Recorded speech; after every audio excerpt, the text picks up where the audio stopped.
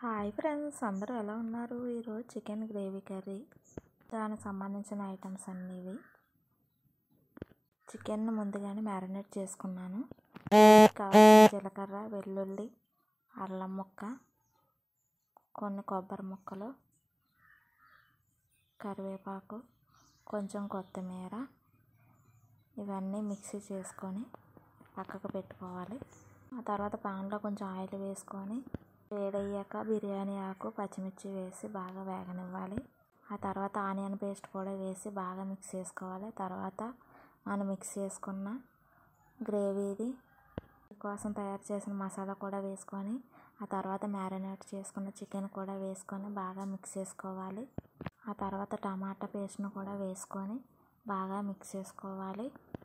దానిలోనే కారం కూడా వేసుకొని బాగా మిక్స్ చేసుకొని లో ఫ్లేమ్లో కొద్దిసేపు వేగనివ్వాలి.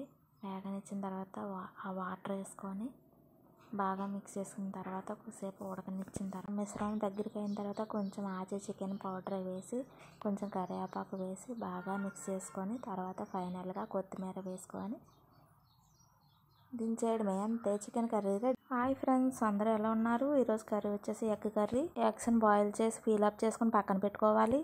ఆ తర్వాత పచ్చిమిర్చి, ఆనియన్స్, గరం మసాలా పేస్ట్ పక్కన పెట్టుకోవాలి. గరం మసాలా, వెల్లుల్లి, జీలకర్ర, కొంచెం అల్లం పేస్ట్ చేసుకొని పక్కన పెట్టుకోవాలి. పక్కన పెట్టుకున్న తర్వాత ఆనియన్ ఒకటి, టమాటాలు మిక్స్ చేసుకొని పక్కన పెట్టుకోవాలి. ఆ తర్వాత పాన్ పెట్టుకొని కొంచెం ఆయిల్ వేసుకొని బాగా హీట్ అయ్యాక అందులో కొంచెం పసుపు వేసి పీల్ ఆఫ్ చేసుకున్న ఎగ్స్ని అందులో వేసి బాగా వేపుకోవాలి. వేపుకున్న తర్వాత ఎగ్స్ని పక్కకు తీసుకోవాలి.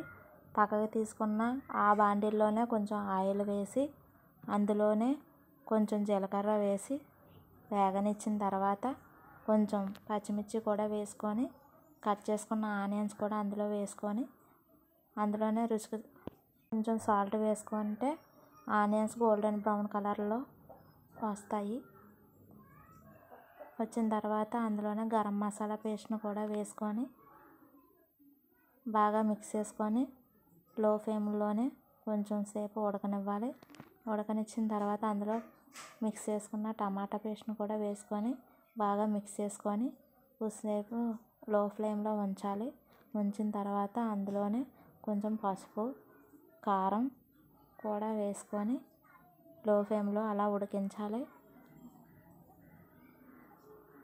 ఉడికించిన తర్వాత సాల్ట్ చూసుకొని, సాల్ట్ సరిపోకపోతే కొంచెం సాల్ట్ను కూడా యాడ్ చేసుకొని మిక్స్ చేసుకున్న తర్వాత సరిపోయినంత వాటర్ వేసుకొని దాన్ని కూడా మిక్స్ చేసుకోవాలి. మిక్స్ చేసుకున్న తర్వాత ఆ మిశ్రమాన్ని కొద్దిసేపు ఉడకనిచ్చిన తర్వాత ఆచి చికెన్ పౌడర్ కొంచెం వేసుకొని అందులోనే 2 రెబ్బల కరివేపాకు కూడా వేసుకొని మిక్స్ చేసుకోవాలి. మిక్స్ చేసుకున్న తర్వాత బాయిల్ అయిన పక్కన పెట్టుకున్న ఎగ్స్ని కూడా వేసుకొని బాగా మిక్స్ చేసుకొని అందులో కొంచెం కసూరి మేతిని కూడా వేసి మిక్స్ చేసుకోవాలి. అంతే, టేస్టీ ఎగ్ కర్రీ రెడీ.